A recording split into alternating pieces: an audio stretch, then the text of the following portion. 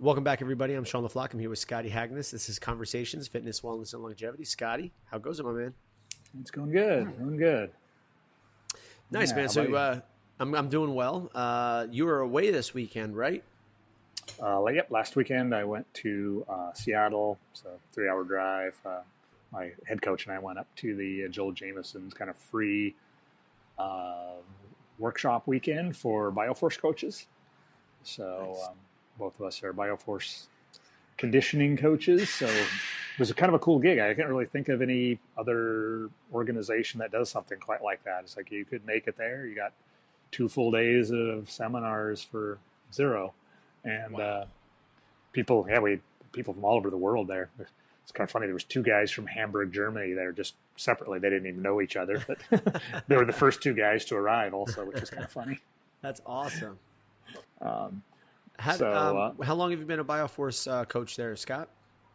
well, I was in what would have been the first cohort, I guess, but Yep. something came up.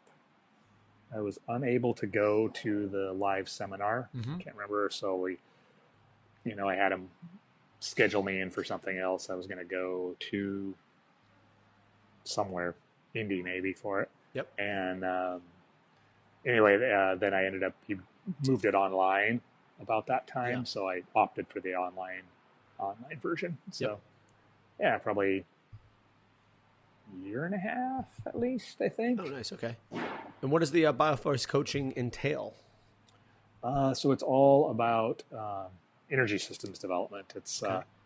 uh, education about all the energy systems, how to train them, how to assess and test them, how to different methods to use, why you would use them, how you would progress someone, and then a whole lot of case specific. Like here's a tactical athlete. This might be how you would approach it. Here's a soccer player. This is how you might Nice. approach it. Here's someone, an long endurance athlete, and then there's a lot of other stuff. Doctor, uh, butcher his last name, uh, Rosell, I wouldn't.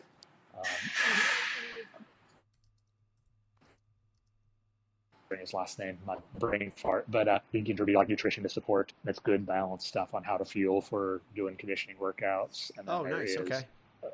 there's also breathing mechanics. So Very it's cool. into breathing and why that may be a limiting factor, and also situational fatigue. So testing um, any sort of sport specific movements under fatigue and looking at movement quality and fatigue state. So kind of doing a movement screen but under high fatigue. So there's lots of different factors to it for sure. And then also how to watch and track recovery. It's not like a HRV seminar, Yep. but it does touch on how you would use that and other markers for recovery. Awesome. So going into the seminar, Scott, what were you looking to take out of it? The original one, you mean, or this This weekend? one, sorry. So the one this weekend, what was the focus for this weekend seminar? It was a variety of things. It's basically he's giving back some information, additional stuff in some areas, and then some stuff that might be interesting or useful as sort of an experimental. So basically, it went like this. Saturday, he gave the opening talk, which is Mm-hmm. on uh, business development, which he's been kind of moving in a direction of adding that to his curriculum. But Yep. he touched on some stuff that he hasn't necessarily written on. Um, some more kind of in the trenches ideas about branding and why some of the stuff that a lot of groups are out there are teaching is kind of BS if you're in this particular industry, and then Yep. also some website do's and don'ts and like best practices. And then we had some practicals, like most people there were coaches or gym owners, so had us all inspect our website for these various um, Uh-oh. things or not. Do you have this?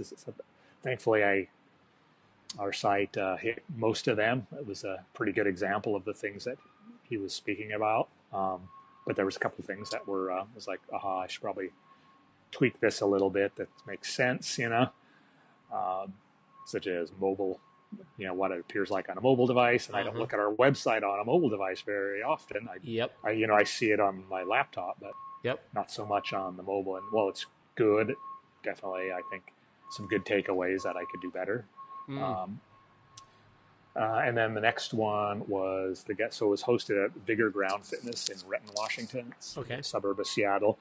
And I'd been there before for an Eric Cressy seminar, and Luca Hovakar is the guy that owns it. Very interesting cat. Beautiful facility, and some really cool ideas. It's expanded quite a bit from when I was there the first time, and it was right in downtown Renton, which has a walking around storefront area, and they're right there. And then the front of the place with glass roller doors, they have a full acai bowl bar and coffee shop, which the health, and it's so the general population walks by and hits this place because it's a great, they've got all these healthy fruit bowls, and coffee and stuff, and it's right there. But then if you sit in the coffee front, then the gym is open and right behind there, so you see what's going on. Yeah, it's a pretty cool idea. It's pretty cool, and the place is, it's got everything, and it's pretty dialed. They had a big Saturday morning charity workout going, which I guess they do every week. Wow. You don't have to be a member, and all the proceeds are donated to a charity, which I guess is different every week. But they must have had at least 50 people in there doing it, and everyone was moving awesome too. I was like, no. What kind of workout were they doing? It was. I eventually found it on a board in the back later on. At least I think it was what they were doing. It was like 5 stations where there were 2 pairings. Usually it was a strength movement paired with some sort of mobility movement. I know the station that was up front by the coffee shop where we were waiting was deadlifts, maybe like 10 or 12 reps of deadlift and like Spider-Man lunge, but they used kettlebells, so that they had all the way from light bells up to like a 200 and some odd pound bell. Oh, that's great. So basically everyone lines up, there are people of all abilities in each little rotating group. They had a bell appropriate for everybody there.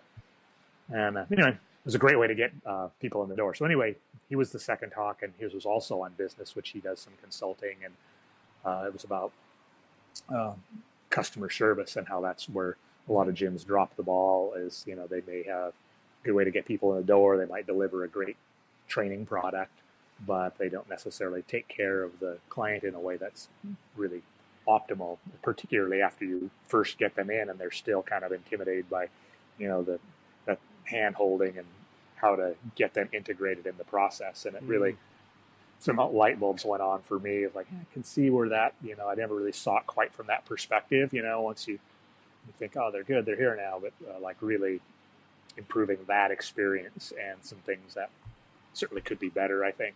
I found that really helpful. Did you have any ideas where it comes to actual integration with population there, Scott? How I would integrate some of those things? Yeah, I think a much more consistent and frequent stream of information for those folks, and then just making sure to really, whether it's myself or, another coach, have someone kind of assigned to this person that makes sure you touch in and make sure that they know exactly what's coming next, and I think a lot of us forget a little bit because we've been in this environment so long. There's a whole lot of words we use and things that we just take for granted, and people don't always know that stuff, and it's like another lingo, and the more we can smooth that process out and help people get in. Because one good point he made, and it's certainly something I've seen, is if you can keep someone for 100 days, then your likelihood of retaining them for much longer than that is really good. Yep. The challenge is you got to keep them there that first phase, and that's with a very targeted, making sure you're touching base, making sure everything they need is met. Yep. Yeah. And just a lot of kind of cool little community building ideas. Some things are like, oh yeah, we've done or do that, and other neat ones. One little cool idea I saw, they had a PR bell. It was kind of like a cowbell or a thing and a little hammer. And anytime anyone PR'd or for something, you're supposed to ring the bell. So everyone kind of, is aware of it. And, well, some people, he said admittedly don't like that. And he doesn't force people to do it, but it's kind of a, Yeah, I definitely can see it one way or the other, but I think for people who are kind of just getting into it and need a little bit of that external motivation, it's a nice little tool. Yep. Let's see. Then we had a good lunch. Got to talk with people that implement training in a wide variety of from police and fire departments. A couple of the people to there was a guy who's one of the soft tissue therapists for the Oakland Raiders was at our table. Nice. Anyway, and a couple other guys had small facilities, Mm-hmm. so I was interested just how we've used and how we approach the challenges from each of our environments. Mm-hmm. And then the afternoon was sort of an experimental one. It was a behavioral scientist, Whoa. and she gave a presentation on kind of using human behavior to change outcomes. And I think it was definitely more applicable on the business side of things once again, Yep. like in an organization, which is typically what she does present to. Though she also had an athletic background, so kind of could bridge it into what we do. Yep. It was a lot about kind of identifying what are actually behaviors and what are outcomes. And I had a terrible night's sleep before the seminar Friday night, and then we had to get up at like 4 a.m. to make the drive. Uh-huh. And then we had gone out to a nice big meal finally because I was fast. I had a small breakfast. It was like 7 hours later.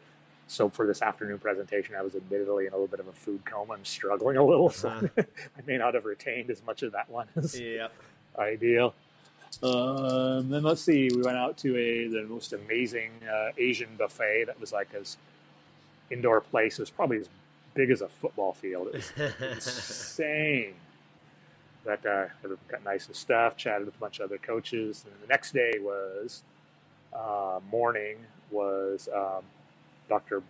Mike Rosselli, the nutritionist, and he gave a talk on nutrition for stress, for stress resilience and nutrition. No kidding. And it's nice to see, very refreshing. Again, have a very similar to performance nutrition. Back to basics. It's lifestyle. It's Yeah, so hammered some of the things that you had been doing for quite some time, but kind of reaffirms it, and then maybe looks at it from maybe a different perspective as well. Yep. What were some of the key key strategies there, Scott? The big rock sample. The key simple things, he says, protein at every meal. You're going to need to eat 3 to 4 meals a day to get enough calories in if you're training. Skipping meals is not going to work for most people that have, performance goals long term. Like I said, like 30 grams for protein per meal. They're about 20 if you're a smaller female. Mm-hmm. So not overdoing carbs, fruits and not overdoing it. Fruits and vegetables at every meal. Say that certain muscle gain cases you may have to go up above that, but for most people, and he had various research that he was showing to kind of substantiate some of the positions. He biased food a little more and carbs a little more toward the morning, not evening. Mm-hmm. And he talked about kind of maximizing leucine. Having enough to get that anabolic signaling and potentially a pre-bedtime protein feeding, which he wasn't particularly. I was like, it's not a big deal what kind of protein, it doesn't have to be casein, it's which tends to be a very what is that? One of those buzz word kind of, or a very in vogue way of doing it, where you have to chug a casein shake and bloat yourself out before you go to bed. Right. Yeah. Yep. There's like I think a 2-hour window after. Now this would be someone eating dinner earlier. It would never work for me quite on that timing because I eat dinner not too long before bed. But is same like you would do, like post dinner, 2 hours after dinner, you would do this if you're trying to maximize leucine overnight. Yep. And then the last one was Mike Robertson from iFast. Yep. And he did kind of went over his how he lays out program, but particularly focused on the reset phase. So we looked at assessing infrasternal angles, and we looked at hip Yeah, hip rotation and hip internal rotation, shoulder internal rotation, and then the Ober's test for both hip extension and adduction. Yep. And then we, based on, we did some group work, and then based on how we tested and presented, then we did some resets that you used, kind of basically two simple resets. Kind of the wide infrasternal angle folks did a 90-90 hips, heels on a bench, kind of with hamstrings, scoop the pelvis, forward reach protocol. He did say he does not like the feet on the wall because people tend to push against the wall. He really likes a bench where you can pull down and feel your hammies, and I have noticed that can be an issue. So that was kind of nice. My rebuttal to that is just the idea that, like, it depends on what you're trying to do. Obviously, if you're trying to reset infrasternal angles and that kind of stuff, it's good. But the idea is that you're trying to feel floor using a wall. The bottom of the. I see. Yep. Okay. So, for a person who has no clue, using the bench is a good little starter. But, you don't have something behind you at all times using, when you're on the floor. So if you're using your hamstrings while standing, you're putting your foot on the floor and almost scraping poo off your shoe, so to speak. You know what I mean? But in terms of just using it as an exercise to, feel things, it's not the worst thing in the world. With maybe some different cueing and stuff like that, the wall might be a little easier. Usually I'll take my arm and put it underneath their feet like a shelf. Yep. So kind of start like that and be like, all right, you feel that? All right. And then I take my hand away. Like, there you go. You have that. So you can use a wall and your arms to kind of feel heels a little bit better. Also, doing it in shoes makes it easier. Most of the time when people do it barefoot, especially in socks, they'll feel their feet slide. So they'll tend to push into the wall maybe a little bit too much, which kind of gets to what Mike was saying about, I think that's, about like using quads maybe too much instead of actually feeling hamstrings to posteriorly tilt the pelvis and control there. But that's interesting.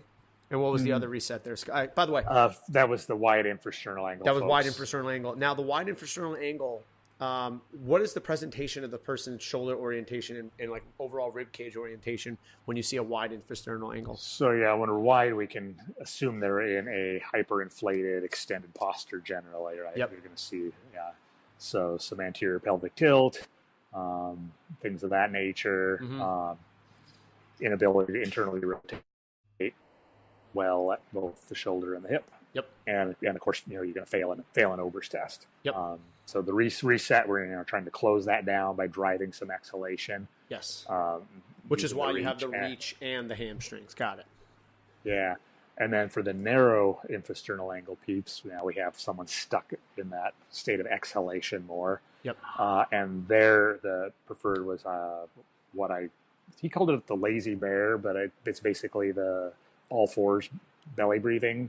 So again, establishing some posterior tilt of the pelvis, reaching up through the mid back, kind of reaching along through the arms, holding that expansion, and then on exhalation, trying to hold the expansion. So you're trying not to let that collapse as you exhale. And then for those that had an asymmetrical infrasternal angle, which a number of people did, then you're going to do like a right shift typically. And again, it's keeping it simple. Of course, there's a lot of other drills and that, you and I know are both aware of, and there's a lot of them out there.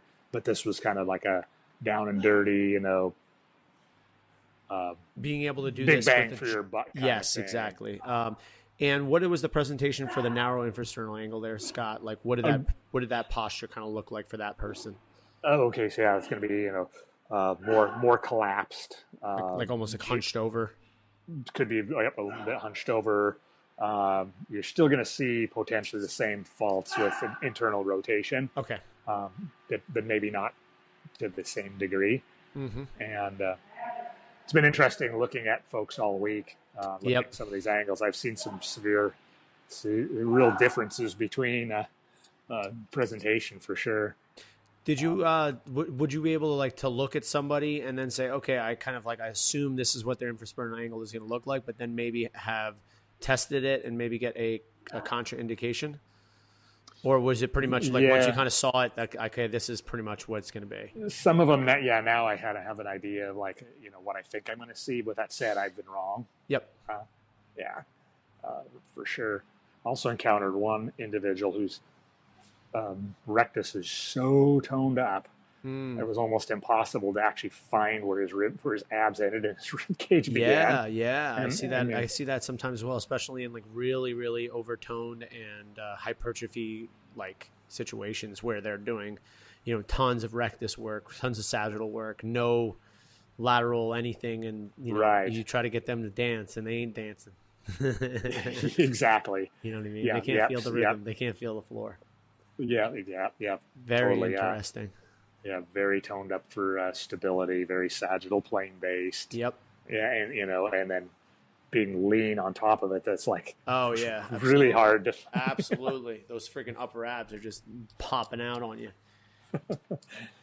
So Nice. anyway, And aside from the infrasternal work, what was the other big take home from the Mike Robertson stuff? oh, and then so we did did some resets, retested ourselves, and then he also got into core work then that would Yep. support what your findings were with the infrasternal angle. So Yep. certain exercises will help cement that or help you retain it. I don't have off the top of my head, all of them memorized exactly, but I know like wall press abs is one for the wide infrasternal folks, for example. And maybe even integrating like an exhale with that wall press abs. Yeah. Yep. I have been using exhale holds with folks that are wide. Just a few seconds, but then kind of putting some of the breath work I've been doing a little bit into it as well. Yep. And I presented the pretty much 45 or I guess 90 degree, depending on how you want to say it, infrasternal angle. However, I suspect that I used to be wider because I certainly used to be much more extended. So I've been kind of trending toward that. I basically test myself one day, doing a few resets one way, see how I look on the internal rotation tests, and then try the other one and see what I get. So something to play around with if you actually are, pretty neutral on that. See what you respond to best, assuming you don't pass all the other tests, which most people still don't. Yeah. Zach Couples is big into exploring infrasternal angles and does pretty good explanations on those as well. His thing is he'll either do, I think if you have a wide, he has you reaching. If you have a narrow, he'll have your hands come over your head. So he kind of considers it. That whole idea is the bucket handle idea. So bring your hands over your head kind of increases expansion, whereas reaching kind of obviously lets that full exhalation go. And then I actually think he will do a little change in the exhalation itself. So for a person who is has a wide, rather than doing a forceful exhale, they'll do like just a complete exhale because they don't want to create any more tone than they already have. So doing something like is just going to tone them up and trap them into that inhaled state. Whereas if you sigh, it kind of allows the ribs to come down. And then opposite, you want to get a nice forceful exhale so we can start driving some of that position while your hands come over your head. Very interesting stuff. And like you said, it's very kind of algorithmic. Like you take a look at it and it's pretty easy to kind of just eyeball and then you just go from there. So, and it seems like you saw some pretty significant changes with yourself and the other people that you were working with, Scott? Yeah, you definitely see some change. Like certain things, I test all those things post. I mean, some of them may not change much, but some will typically change.